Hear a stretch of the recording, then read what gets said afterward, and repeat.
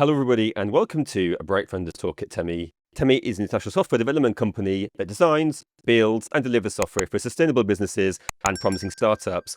Welcome to our podcast, where we bring you the most inspiring stories of entrepreneurs and experts in the software development industry. And each week, we interview successful leaders who share their unique journeys and valuable insights. I'm your host, Barry, and today we're lucky enough to be joined by an amazing guest, Bobby Pinero, who is co-founder and chairman at Equals. Hello, Bobby. Welcome to the podcast. Hey, Barry. Excited to be here. Perfect. Lovely. We really appreciate you taking time out of your day to speak with us. But for anyone who doesn't know you or the company that you work at, could you tell us a little bit about yourself and the company, please? Yeah, of course. So my background is I've been in finance and analytics now for probably about 15 years. I spent about 8 years at a company called Intercom, which is the company I was at before starting Equals. And I ran finance and analytics there. Joined the company when it was about 20 people, left when it was almost 800 folks. So kind of got a feel for scaling finance and analytics teams. And then started Equals to really solve the main problems that I encountered at Intercom. Working with data was really challenging. I didn't like BI tools. I didn't like notebooks.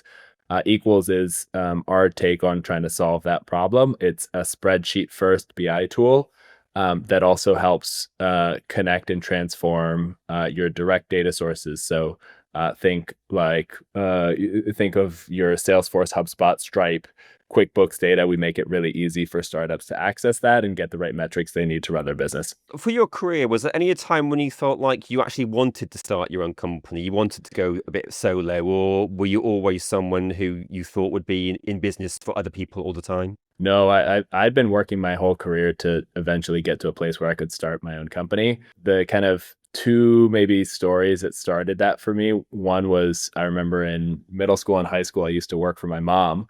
My mom was an entrepreneur. She was an accountant. She started her own accounting firm, and she would have me just come by into her office on the weekends, and it was like how I made money. I would do little journal entries for her.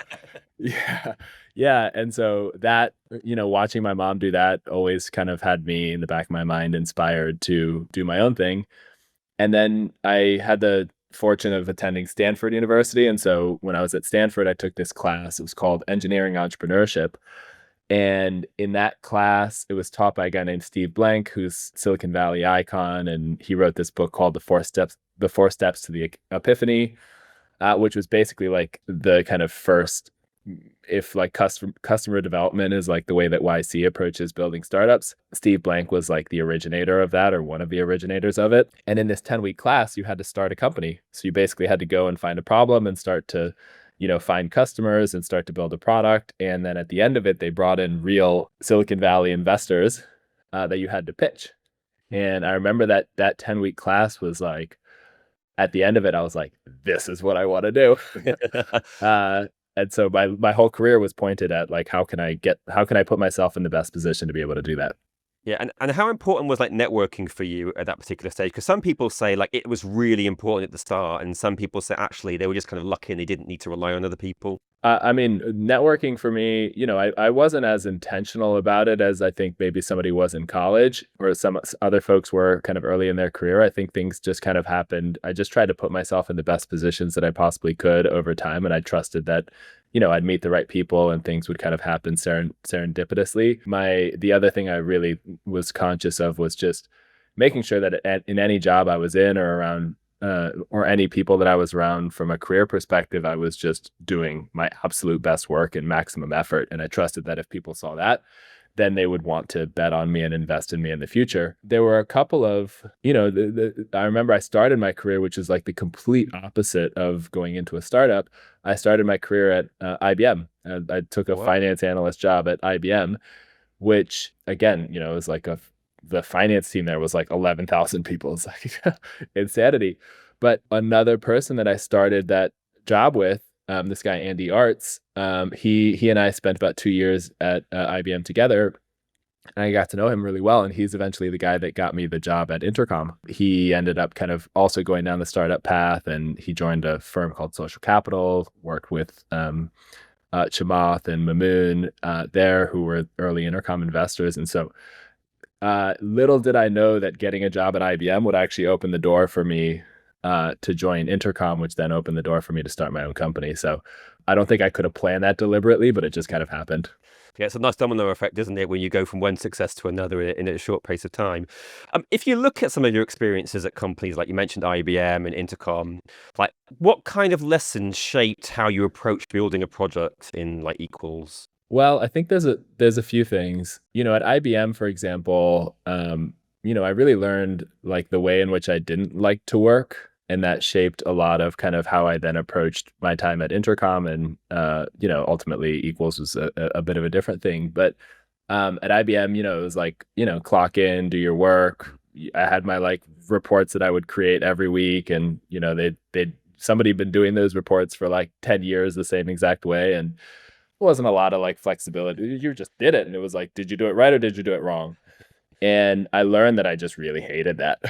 Like, so boring, so mind numbing, not challenging in any way, shape, or form. And then I remember taking my next job, and it was at another startup. It was about a 150-person startup.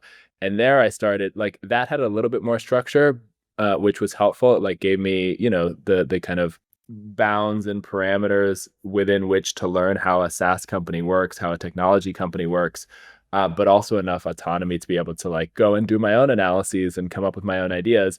And then it was joining Intercom where it was like, okay, like now all of a sudden I have this like complete mindset shift where it's like, I'm joining a 20-person startup.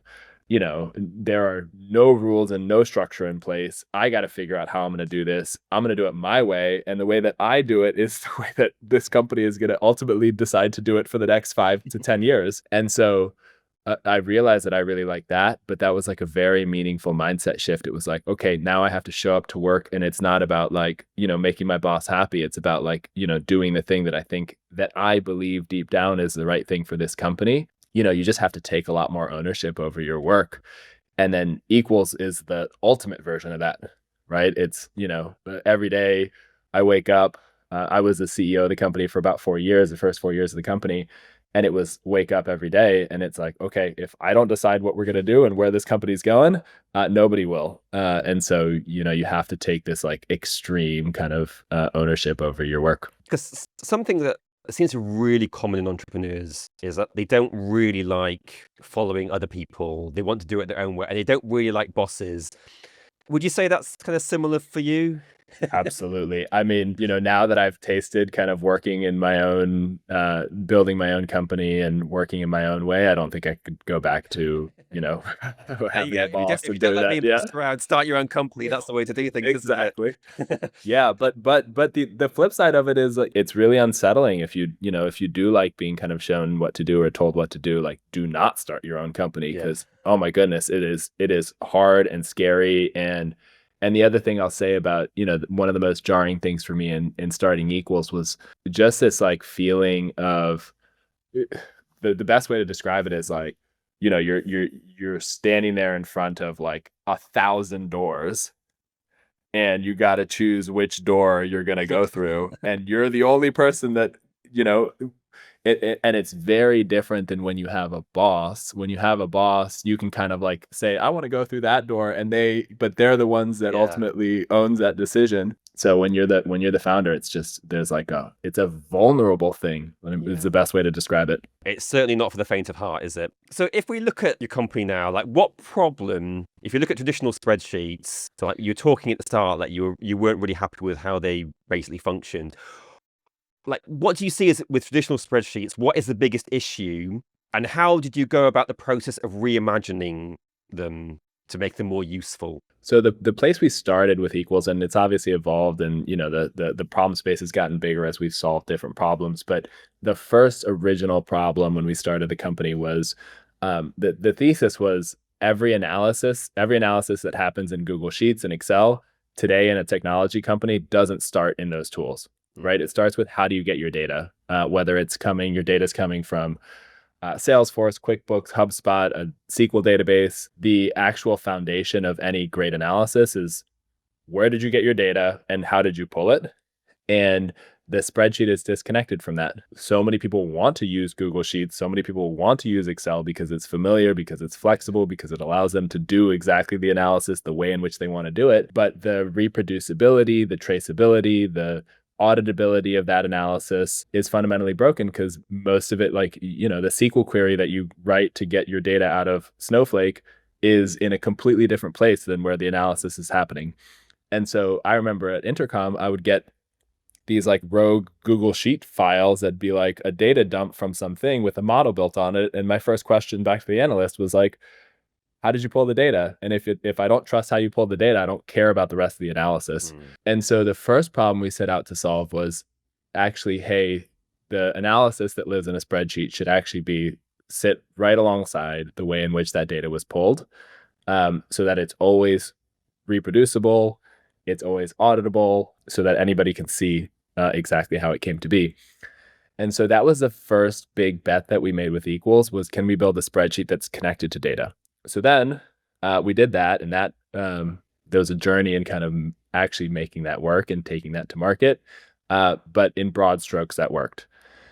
And then the second big problem that we started to solve was, how do you then, once you've put together an analysis, how do you then distribute it within the company? And so there's a lot of problems. We've all dealt with spreadsheets that we share with other people, that they insert a row, change a formula, break a thing, and the whole thing, I'm getting falls nightmares apart. just thinking about it. Exactly. And so we've spent a lot of time kind of resolving those issues. So it was really interesting because you mentioned earlier there about Excel and Google spreadsheets, and in the preliminary stages, like but people like are so used to Excel, are so used to Google. Like, how do you convince them to switch or layer on a new platform like yours? We thought a lot about this, and like the answer that we came up with is almost, it's like so obvious, and it already happened in some ways. Google Sheets did it to Excel, which is, you don't change anything about the spreadsheet. You basically, and this is where I felt, BI tools and all these other data tools that kept popping up when I was at Intercom, I felt like it was like they were taking the wrong approach. They were trying to make me learn a new way of doing my analysis, when all I wanted was like, my sum if formulas and my index formulas and my match formulas and my VLOOKUPs. Like, I wanted them to work exactly how I knew, how I'd spent, 5 years previously, like, mastering. I remember when we started Equals, we talked to a lot of investors. We talked to a lot of people early in our day, early when the kind of idea was still originating. And people told us, you have no chance in building the spreadsheet. You'll never be able to build something that's fast enough, good enough. You'll never be able to do it with a small team. And the thing that got us through that was, we told the engineers that we hired, we want the spreadsheet to work exactly like Excel. And so if you like, we're not talking about a new way for like pivot tables to work. I don't want a better way for sum ifs to work. I don't want anything different. And so it was like, the product spec is Excel. And so that helped us move really quickly, but it also made Equals really approachable to prospects. It was like, hey, look, you're not going to have to learn a new way of doing anything. You're going to have now this basically, replica of Excel that's connected to your Snowflake instance. And like, now all of a sudden you've solved the fundamental problem for them without, really asking them to change much about their workflow. So when someone comes to you and they accept Equals as the new product that they're going to be using, are there like common pitfalls or like misconceptions about scaling their data workflows? And if there are, like, how does Equals help? Yeah, it's probably the biggest challenge we had in the early Equals days, and we had to work really hard to kind of overcome it. The biggest challenge was, and a lot of people will come to us being, thinking that their data is in a great place and they know what to do with their data. And the reality, unfortunately, is that a lot of early stage, mid stage technology companies who we work with just have really bad data. Yeah. And data in all sorts of funky places. And so we've had to invest and spend a lot of time in supporting our customers and prospects upfront in getting their data into a great place. So we help them. A big part of what we do now is not only provide them with all the software to allow them to do the analysis that they need, but also we help them clean up their Stripe instance and get it into a transformed data set that they can query in a reliable way, to then providing them with templates so that when they get in, they know what they're looking at something useful and valuable to them. Because if you just give them a blank spreadsheet and a connection to Stripe, unfortunately, not many people really know what to do with that. Yeah, I can imagine. And kind of on the back of that, like, how do you ensure that like a product like yours is powerful for analysts, but like is still accessible to like non-technical users? Yeah. We've spent a lot of time. I mean, we've had to kind of pick a lane, to be frank. And so we've built really equals as like a power tool for the analyst. So it's a tool that people like the analysts themselves spend, I mean, we have probably like 25% of our users are in the product every day of the month, like every single day. And so again, it's a tool that's meant for people to like do their day-to-day work in. And then the bet there is that if we have, if we have the analysts hooked and we have them building, recurring reports, but also ad hoc analyses in the tool, that will pull other people in. And we've seen that happen. We've had to play with pricing and different kind of like, there's all sorts of like, product things as well that you have to think about to actually get other people into the product. But we've really focused on, can we build kind of like, the parallel there is like what Figma did for designers, right? It's like, can you build the best product for the power user, and then trust and bet that if you can get them fully bought in and fully hooked in, the rest of the organization will follow suit. Looking like to the mid to near future, are there any like data analytics trends that you're excited about? Perhaps like automation or maybe like evolving AI? Is there anything out there that you think, oh yeah, this is the next big thing? It's a great question. The whole frontier on the AI side just has not been in the data world, has yet to be really kind of solved, or I've yet to see like a really awesome implementation of it. I think one of the challenges on, especially if you look at like finance and analytics teams with the use of AI, is so much of finance specifically, but analytics as well. So much of the nuance of an analysis is like it's easy to get an analysis to like 90% accuracy. It's really hard to get it to that last 10% accuracy, to like the place where you can like deeply, deeply trust it. And so, that's where AI struggles. The thing that I think starts to get really interesting is, what are ways in which you can AI plus a tool can interface such that that analysis is fully auditable, and kind of there's like really clean handoff between the point at which the AI has done the thing that it does, to when the human can kind of take over Yeah. and finish it. And so, we think a lot about how are we positioned to be able to take advantage of that. There's a lot of kind of AI tools out there, data tools out there that I think will, you ask it a question and it'll spit out an answer, but it's like, that's not really what you're looking for. You want like the process on which by which it got there. Yeah. You want all the kind of like context and surrounding information, and then you want to be able to kind of like bring it home, for lack of a better word. And I think a lot about how does the kind of future of analytics tools get shaped by that problem. That's so interesting. And actually, I would like to talk to you more about that. But unfortunately, we are starting to run out of time a little bit. So just before we finish, though, could you just give us some advice to anyone who maybe is thinking of starting up the company or becoming an entrepreneur? Like from your experience, like what would be the most fundamental piece of advice that you would like to give to them? I think I would say building a startup, building a company, do it. Try to understand for yourself what are extrinsic motivators and what are intrinsic motivators for you. The I find oftentimes that if I am operating from extrinsic motivators, extrinsic being, what I think other people would think, or what other people would want, I find that I have a lot less energy. I find that I'm far less aligned. I find that what I create from that space resonates far less deeply with the world.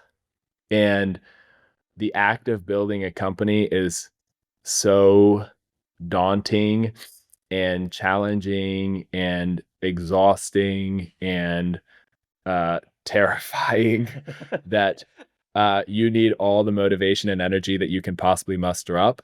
And so for me, when I think about, when I help people think through ideas, or when I think about, ideas for myself, for my own future. If I can find the things that I'm most intrinsically motivated to solve, meaning like I am like deeply, deeply, deeply excited and passionate and want this thing to exist, that is the thing that will fuel you through all of the crazy other obstacles that you will encounter as you go and build this thing. So just really think deeply about, are you intrinsically motivated or extrinsically motivated by the thing that you're approaching? That is amazing advice. And Bobby, I just want to thank you so much again for talking with us today. We have run out of time. It's been an absolute pleasure talking with you. Likewise, Barry. Thanks for having me on. That is Bobby Pinero, co-founder and chairman at Equals.